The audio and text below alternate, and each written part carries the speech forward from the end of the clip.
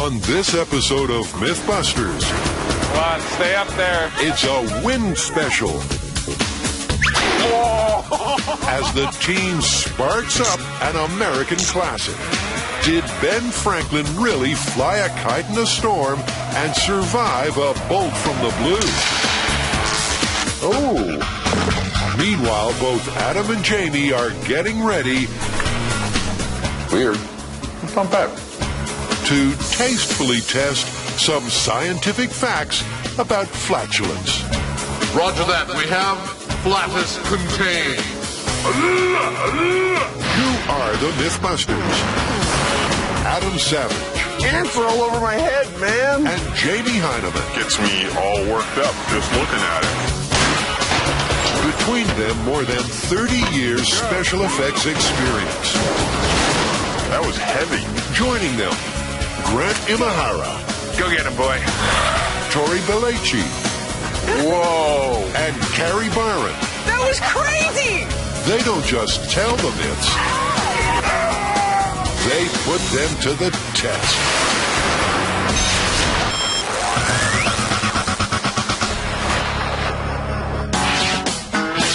First up, a blast from the past as Carrie, Grant, and Tori test an American legend.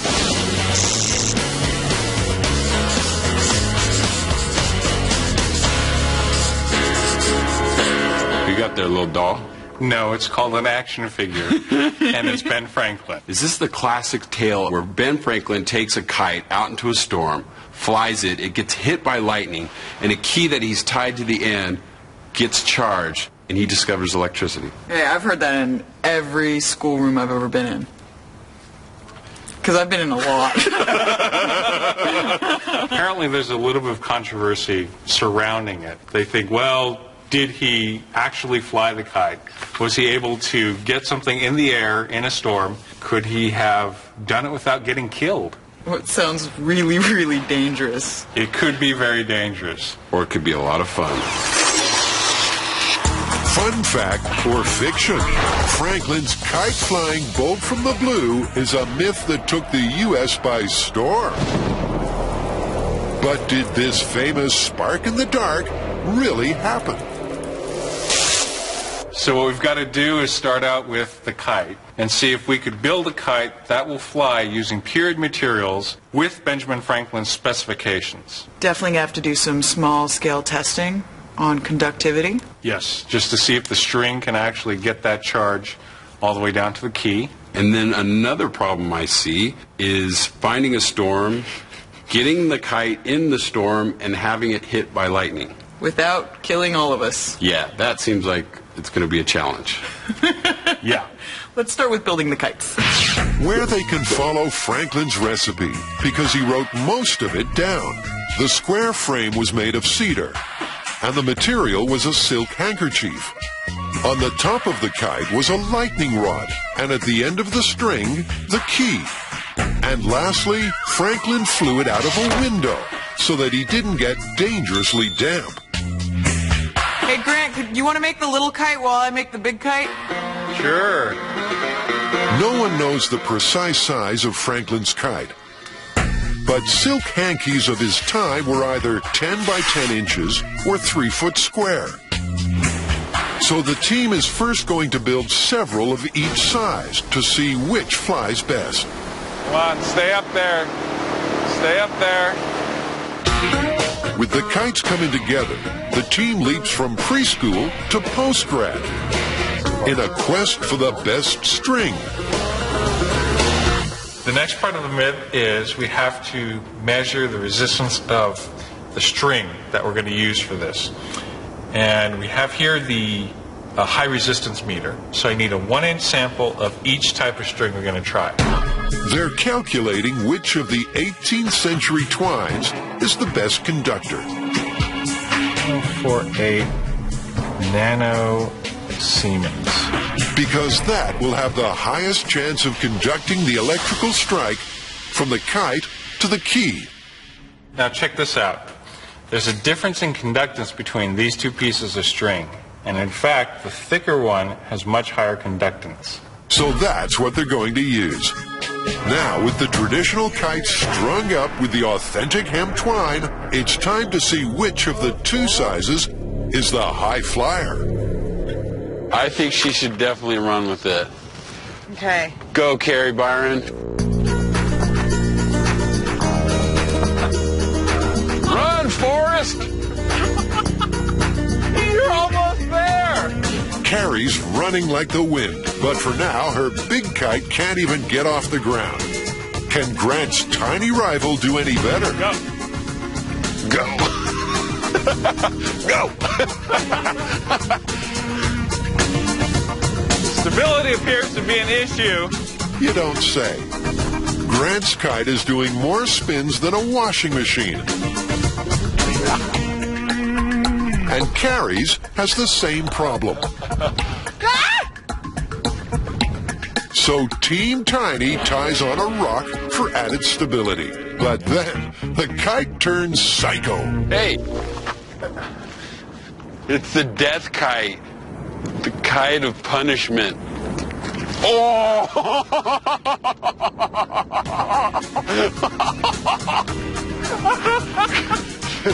That made it all worthwhile. Gotta stretch it out a little.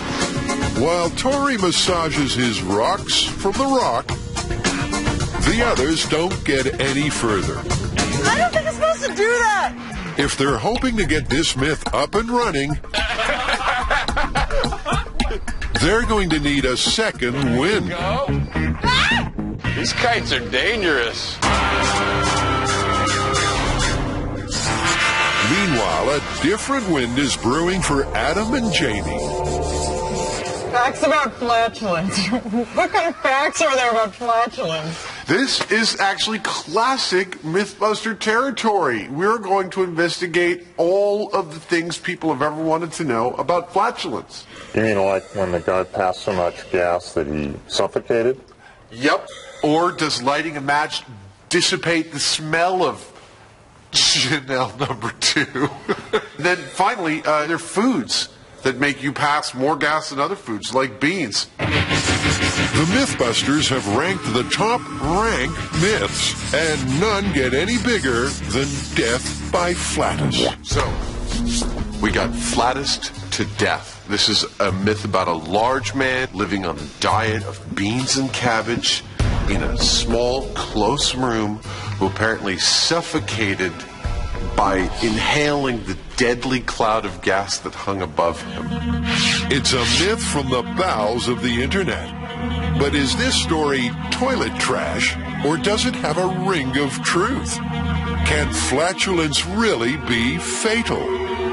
You know, in order to get started with this, we have to physically determine the actual size of a flatus and what its constituent components are.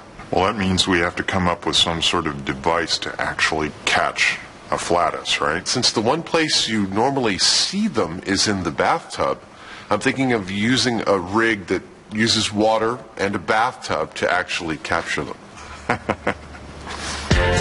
So before the boys can test the death by toxic flatulence myth, they first need to learn exactly what gases are found therein. So Adam's building a bath-based flatus catcher. Adam's device should trap his trump in a tube as it bubbles up through water. Once trapped, the awful aroma needs to be extracted. And that's where the flatus containment vessel comes in. So what I'm going to do now is hook up my vacuum pump to this and pull a vacuum on this. Once I pull a vacuum, I'm going to close it. Then this thing will be under vacuum. And when I hook it up to the flatus catcher, it's going to capture the flatus, and then I shut it off. Never has such ingenuity been focused at flatulence. Oh, hey! That caught it!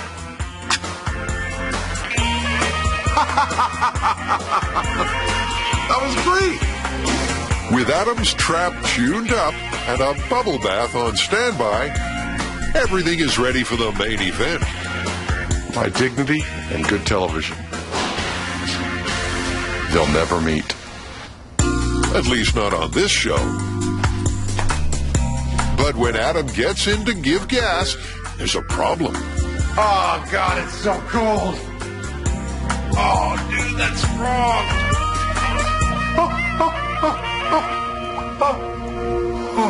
For some reason, the cold water's making me pucker up. The liquid chill is hindering his digestion. Try as he might, he just can't deliver the goods. I wasted a really good one at like 6 o'clock this morning. It was like 2 seconds long, like a real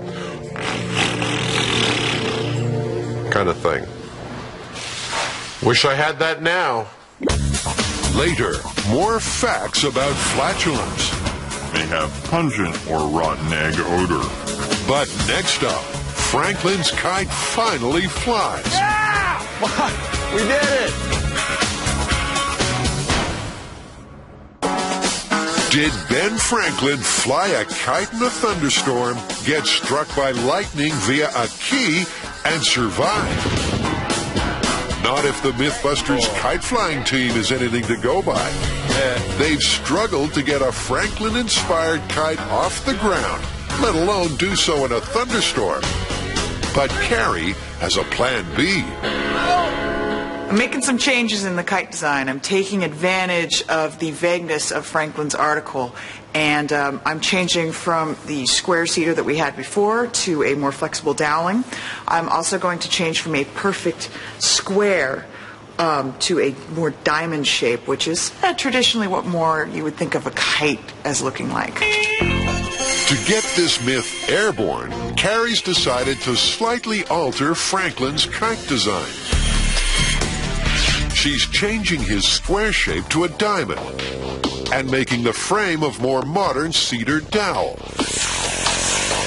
Meanwhile, the boys are focusing on Franklin's kite-flying shelter. We got 1 hour to rip this thing apart and put a new window in. The race is on to build a room with a view.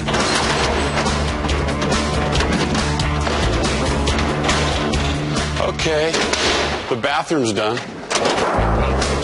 They're recycling a previous Mythbusters experiment into Franklin's kite-flying HQ. You know, I really think the Franklin family is going to love these new additions we made to their house. With the preparations well underway, Job well done. Nice! the team can soon put this myth to the test. And there's 3 key things to find out. 1. Can a kite attract a charge and conduct it down 18th century string to a key? 2. Can the key get charged so much that it will spark to the kite flyer's finger? And 3. Can that spark be so great that the kite flyer flatlines? For test 1, can the string conduct a charge to the key? The team hits the beach. They've got their kite-flying shelter and Carrie's latest kite. It's a new shape, but the silk and the twine are based on Franklin's original guidelines. Here we are yet again trying to get a kite into the air. This is our biggest and our best kite. 1, 2, 3. Hey! Yeah! We did it! Now that the kite has got a second wind, the myth-busting can begin. And for this first test, the fact that there's not a thunderstorm in sight shouldn't be a problem. Even on a dry day like today, we should be able to develop a static charge. The reason is that the movement of the air, the wind, across the kite and the string should leave a net electrical charge. With 500 feet of the good conducting string let out, they're maximizing their chance for success. Do you want to get in the house and be all ready? You can be Ben Franklin. I'll bring it over to you. Okay, everything's all ready. All right, hey, we're getting 3.8 kilovolts. Wow. 4, Look at that. 6 kilovolts. We are building. Test 1's a success. The key's a buzzing. We're up to almost 10 kilovolts. With a reading of 10,000 volts, the team moves on to test 2. Can Carrie get a shock off the key? No sparks. Now that we've gotten it in the air and we've got the copper rod at the end, Yep. Do you want to bring it down, wet it, and let it back up? Yeah, I think we should. To try to get a spark, the team wets the string because water should dramatically increase its conductivity. Charge didn't seem to be building very quickly before, but it is now. Hold it steady. 16, 19 off the scale. You want to try the knuckle test? Definitely. Nothing. The wet string has more than doubled the voltage, but it's still not enough to get a spark. For that, they're going to have to jolt this experiment up.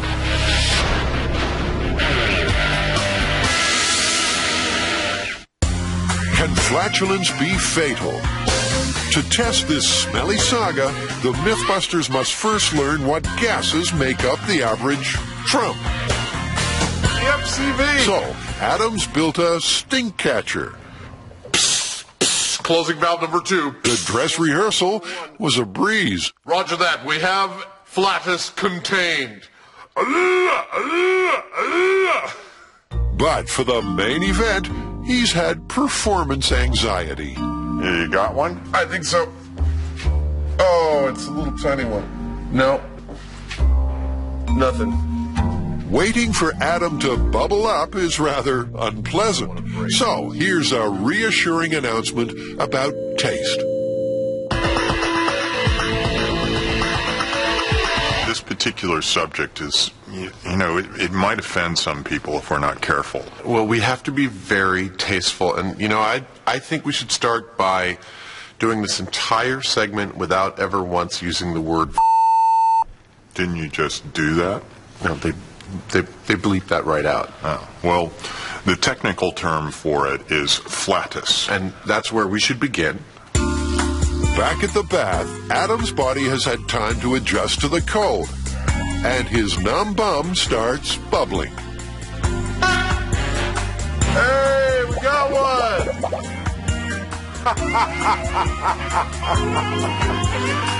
We got a nice 13.5 milliliter flatus. I think this is the first time anyone's ever tried this on television.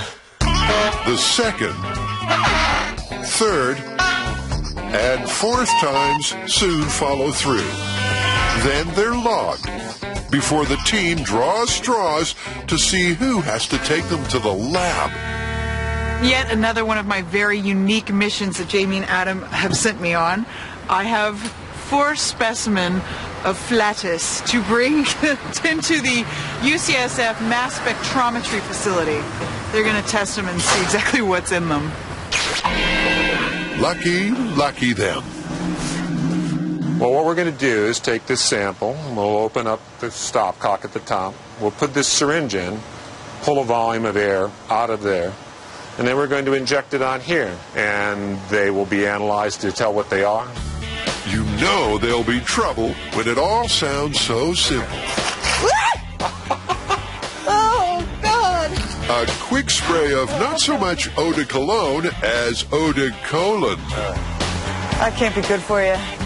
Once injected into the machine, the ingredients of Adam's gastric gas will be broken up according to their mass. So what are the main constituents of the sample we just took?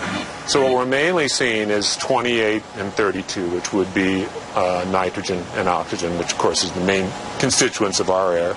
There's a little bit of 40, which would be argon, which also is a normal constituent of air. We're seeing some methane and some carbon dioxide. So it's not just hot air. There is odorless methane and carbon dioxide. And that's not all. Adam's air solute also contains hydrogen sulfide and methyl mercaptan, the smelly gases of flatus. With the ingredients of Adam's wretched recipe established, I hope this is the weirdest thing you have to do today. the team is ready to see if flatulence can be fatal. 300,000. Later, Franklin's kite gets fried. There's our lightning. And up next, Buster tests death by flatus. This might be the meanest thing we've ever done to him.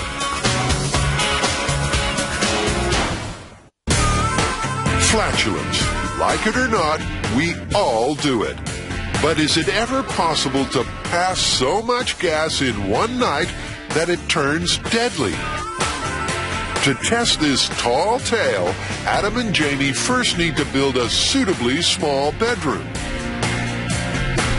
Then they need a test subject. Yes, the ever unfortunate Buster. There we go. And with the room sealed up, everything's ready for the gas.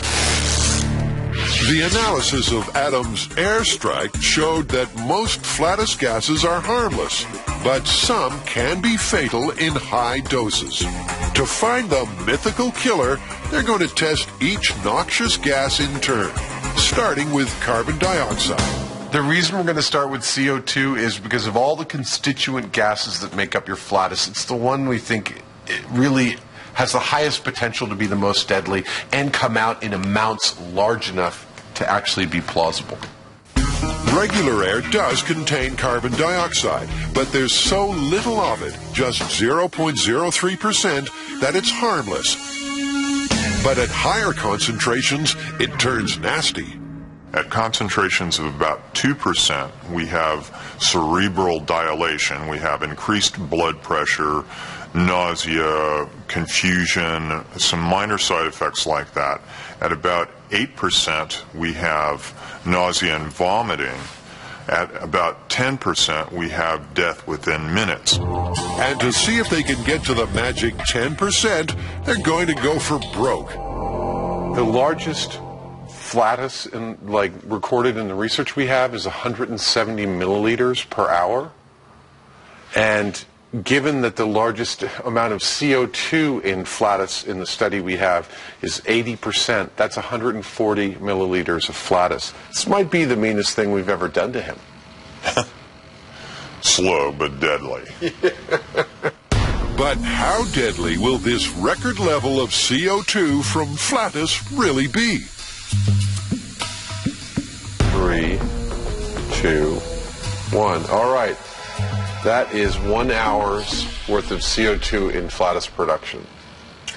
Well, we're showing absolutely no change on the meter. The meter's staying at 0.03%, nowhere near the 10% needed for fatality.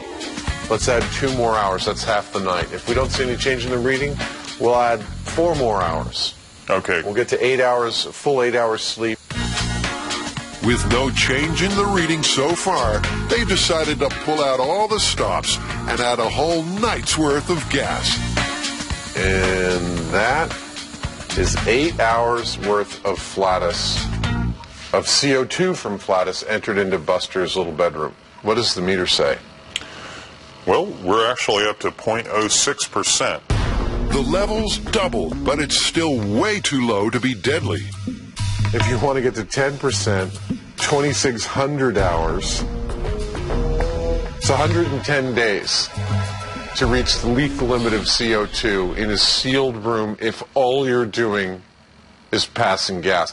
Look, breathing is going to cost much more CO2 production than Flatus. To see whether the man in the myth could have breathed himself to death, it's out with Buster and in with Jamie.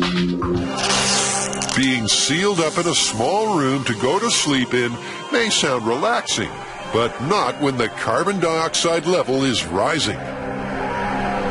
20 minutes. Okay. Let's see here. Wow. The CO2 concentration is 0.14. Already, breathing has produced twice as much CO2 as 8 hours worth of flatulence. So in a room this size, exactly how long would it take for death by breathing to occur? We're at 1.28% now. Wow, you've been in there for 4 hours. If you extrapolate that out, it takes 4 hours to get to 1.3%. I mean, we're talking somewhere around 36 hours to get to 10%. 36 hours. Way too long to have killed the sleeping man in the myth. So the mythical killer wasn't CO2.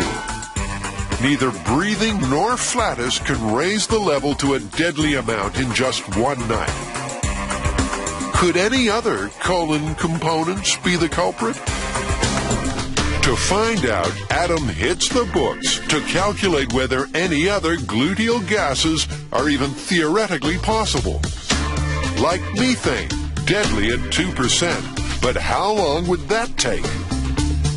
441 days. So methane's out the window. What about hydrogen sulfide? That's 193,220 episodes of Flatus, or 22 years of solid gas passing. That's a commitment. This malodorous myth is busted. Next on Mythbusters, did Ben Franklin really discover electricity? Or just the new punk fashion? In the Ben Franklin myth, the team has shown that a key tied to a kite string can get charged up. But the famous spark has so far proved elusive. Listen to me. So they're going to up the ante. Take me to your leader. And Jamie's Van der Graaf generator should provide the necessary power. It's capable of generating a charge of 100,000 volts. And if this charge strikes the kite... That is cool. It may be powerful enough to travel down the string and then arc from the key to the finger. Well, without going out into a rainstorm to fly our kite, which would be really dangerous, we're actually going to use the Van der Graaf generator to generate a high voltage, and that would simulate the charge separation that you would find high up in the atmosphere where the clouds are on a cloudy, very cloudy or rainy day.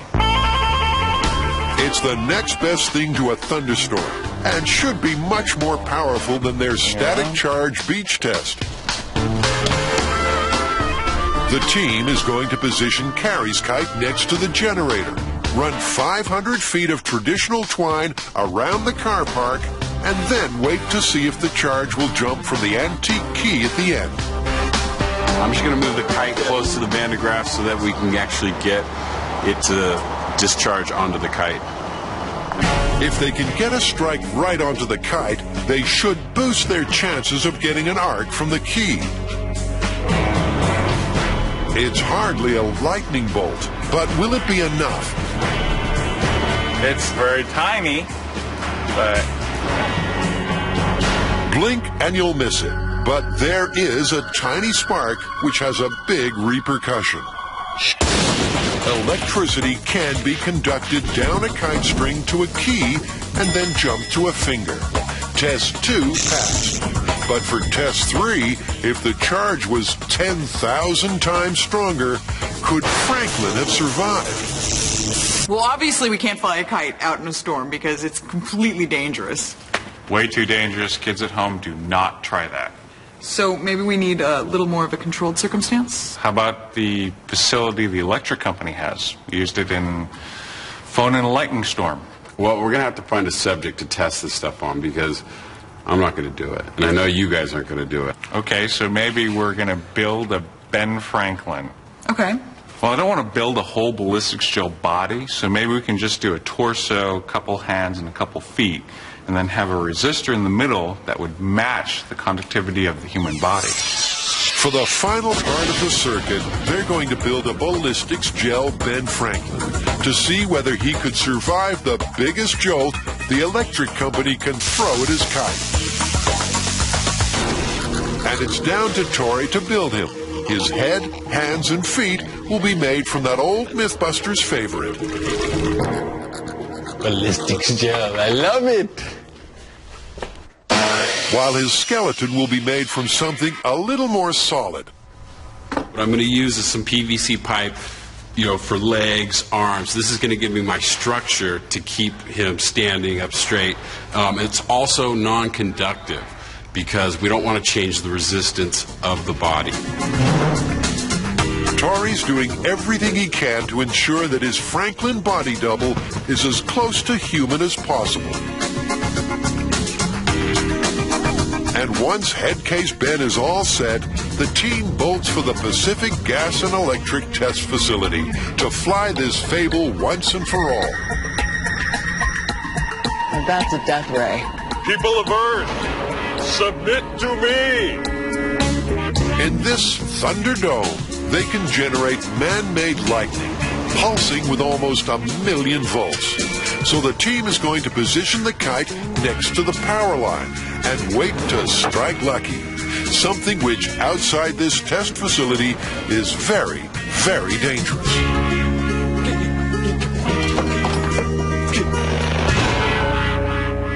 The real problem with flying your kite near a power line is that the kite doesn't have to touch the power line for an arc to occur. And it's a real hazard to anyone who's trying to do anything near a power line. And never fly a kite with metal on it, or with metal twine. It's just not sensible, as the team is about to see. My dastardly scheme, it's coming together. With ballistics gel Franklin's heart monitor wired up, and the key within touching distance of his finger, Carrie's kite is hauled up to the power line to see if Franklin will live or fry. We're going to shock the crap out of them. Later, Franklin's in for a shock. But next up, Adam waxes lyrical about bean-induced flatulence. 7:31 a.m., nice loud brat, followed by 2 pops.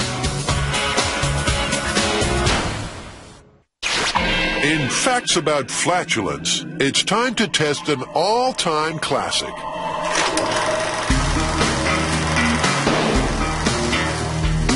We've all heard it. Beans, beans, good for your heart. The more you eat, the more you produce flatus. Or do you? The Mythbusters are going to lift the lid on this stinky story.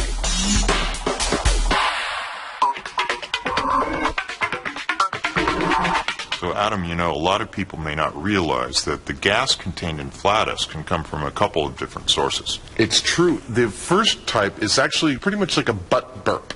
Just as swallowed air can be belched out of your mouth, it can also make its way all the way through your system and come out the other end. The other way is from the breakdown of food in your gut.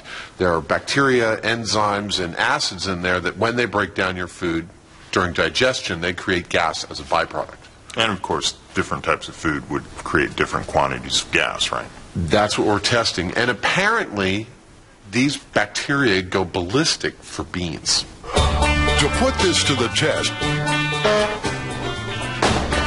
the team has spent 3 days recording every gas movement to try to establish their average rate of flatus output on a regular, run-of-the-mill diet. And the results are in. On a regular diet, in a normal day, they know that Carrie passes gas 3 times, Jamie 6, and Adam an impressive 10. So, bring on the beans. Refried beans, refried pinto, refried black beans. There's a hill of beans, and they're all for Adam, because the others are going to be eating different, supposedly flatus-inducing diets. Jamie's going to be munching nothing but meat. New York steak, that's 1 meal. While Carrie is on the bubbles. Fizzy drinks are another alleged gas producer. And back at the shop, dinner is served. I figure I'll start this experiment with a nice ribeye steak. I figure I'll save the New York strip for dinner. Jamie seems to have the lion's share of the diet, especially when compared to Adam. Oh. It's not bad. It's weird. It's not bad. But that's definitely better than Carrie, who's on a 24-hour carbonated liquid menu. Oh, I hope my dentist isn't watching. Once it's all gone down the hatch, the team goes back to work, where they keep recording any gas production. They all continued their diets at home. But did they sleep soundly, or did things go bump in the night? All right, kids, it's been 24 hours on the new diet. What were the results? Well, my meat diet cut my flatulence production by about 50%. Carrie? I doubled. I went from a 2 to a 5 with carbonated beverages. Right on. With a ton of belching. Everything that wasn't a belch came out the other end. I had stunning results on the beans. I had 9 during the day, 11 more late at night and early in the morning. I didn't even count the ones while I was sleeping, so it was like a 100% increase for me, too. You're lucky, family. The results are in. For this crew, at least, meat is busted, while bubbly beverages and beans are confirmed big time. So, bring on the final flatulent fact. So how about the myth that lighting a match after you've passed gas will get rid of the smell? Well, the question there is it eliminating the smelly gases, or is it actually just masking it with the smell of a burnt match? Matches have long been the friend of those with stenchy stomachs. But do they fight the flatus by burning off the smelly gases, or do they just conceal the deal? To find out, they've got the 2 smelliest gases that were in Adam's flatus: hydrogen sulfide and methyl mercaptan. May have pungent or rotten egg odor. They're going to inject a known concentration of these flammable fumes, one by one, into Adam's sealed chamber. I'm just taping it up so that it actually holds the gas we're going to put in and doesn't let any air in. Then they'll light Jamie's remote-controlled match to see if the smelly gas concentration changes. There we go. With a hydrogen sulfide meter in the chamber, it's that gas that they add first. It's stabilized at 76 parts per million. It's been that way for several minutes. There's no circulation going on here. All right, let's do it. With the match lit and fully burned, has the concentration of hydrogen sulfide changed at all? Still reading the exact same thing, 76 parts per million that it was when we started. The match has had no effect on the hydrogen sulfide level, so it's time for test 2, methyl mercaptan.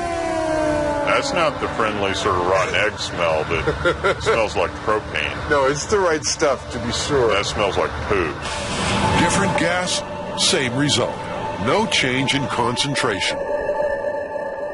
The idea that burning a match is actually consuming the smelly gases of flatus turns out to be totally bogus. Meter worked fine, our chamber worked great, lit a match, didn't notice any drop in the parts per million. So a match doesn't burn off the smell, it just masks it with its own whiff. But does it conceal both stinky flatus gases equally? I've rigged a sniff tube onto our chamber. We're going to feed a little more of the smelly gases in there. We're going to light a match, and then we're going to bring out an impartial viewer who hasn't been exposed to these stinky things all day, and they're going to waft at the sniff tube and tell us if the smell is worse or better or hasn't changed at all. Well, in the first of these sniffing tests, an hour's worth of hydrogen sulfide from flatus is injected into the chamber for lucky researcher John to inhale. I want to do a pre-match lighting smell test. You're going to give us a scale of 1 to 10, and then stand back, light the match, and I want you to give us a post-match lighting 1 to 10 if you notice any difference at all. Okay. All right? So you ready? Pre-match, I'm ready. Step in.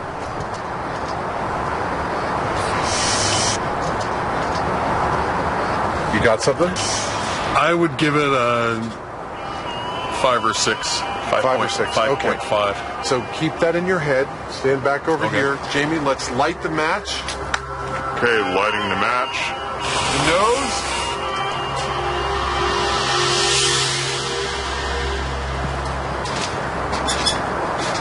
About the same. About the same? Really? According to the nose, the match has had little masking effect on the hydrogen sulfide. So what about the other killer component?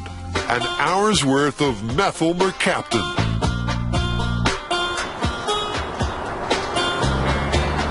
On a scale of 1 to 10, this was somewhere around a 4. Okay. So it's a pre-match 4 for the mercaptan. But will this one change? Not as prevalent. It wasn't very intense to begin with. It was about a 4, but I would drop it down to maybe a 2. Fantastic. That's a bona fide result. It didn't diminish the smell of the hydrogen sulfide, but it did of the methyl mercaptan. Results, man! That's what it's all about! Coming right up. 480,000 volts. Will Franklin survive a bolt from the blue?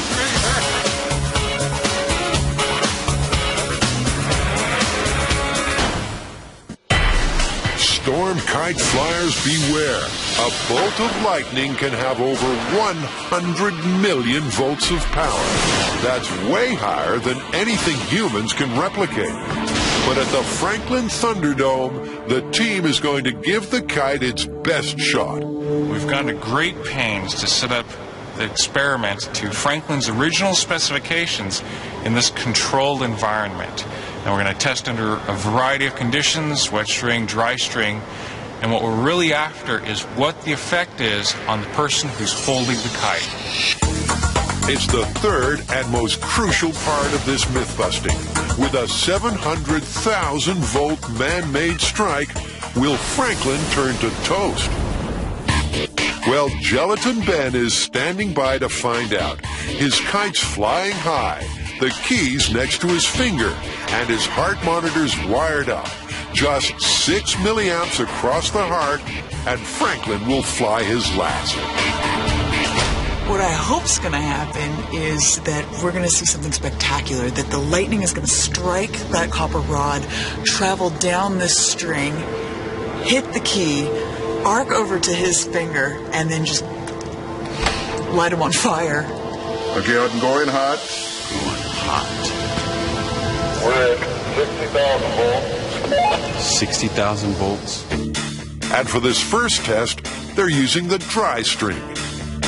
400,000. The voltage is climbing fast. It's actually kind of terrifying. I'm kind of filled with a little dread here. Here's our lightning.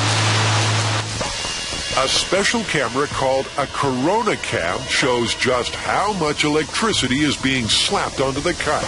It really is in severe shock. But Ben is undeterred. There's no sparking from the key. So it's out with the dry string and in with the wet. So now we're going to start our second test. So we had to wet the string down, which hopefully will conduct the electricity a little bit better. Remember, it was the wet string that got the tiny spark with the Van der Graaf. This should be the main event. Really? Yeah. This is going to be it, huh? Bring her up. 300,000. As the voltage rises, one big bolt could frazzle Franklin. But then, disaster strikes. Oh, it just burned the string. With the string severed, there's no way for the lightning to reach the key. The voltage just increased enough to catch the string on fire. This is not something that I expected, actually. The slowly building charge up top singed the string, and Grant is stumped for a solution until Tori has a brainwave. What's happening right now is we're pumping voltage through our string, and it's catching on fire. Obviously, we just saw. Is there a way that we can build a charge at the generator and then raise the kite into it so that it's an instant discharge? It's an ingenious idea that may just prevent the string from igniting. Okay, going hot. With Gelatin Franklin standing by and the authentic key in position, the generator's charge is rising fast.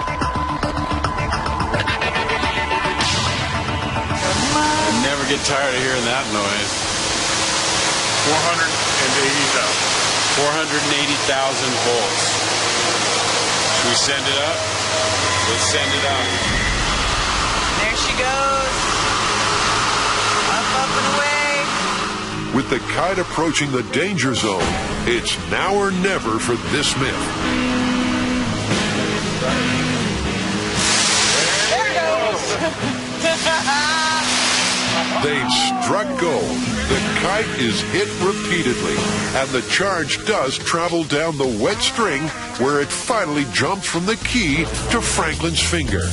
But after that shock, does he still have a heart? And it looks like you got enough to kill him. Yeah, look at that. Look at that. Just enough. Ben would be dead. Definitely dead. Grant's heart monitor reading proves that Franklin would have fried. Even this man-made lightning contained ample power to kill this famous kite flyer. This is only a fraction of what a lightning bolt would be. We're looking at just a tiny, tiny, tiny little lightning bolt here. And we fried Ben out. Could you imagine if it was a real storm and a real lightning bolt? There'd be no way he'd survive. He'd be dead. Smoke straight down the string, straight through his heart. And we killed a dead president. He was never president.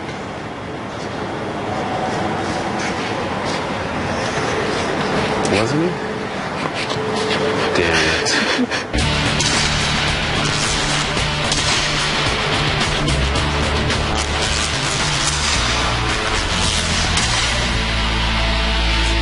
All right, so when we started this myth, we stated that Ben Franklin going out, flying a kite in a storm, gets hit by lightning. That was the myth. He'd definitely get killed if he flew a kite in a lightning storm. I mean, we've definitely proven that.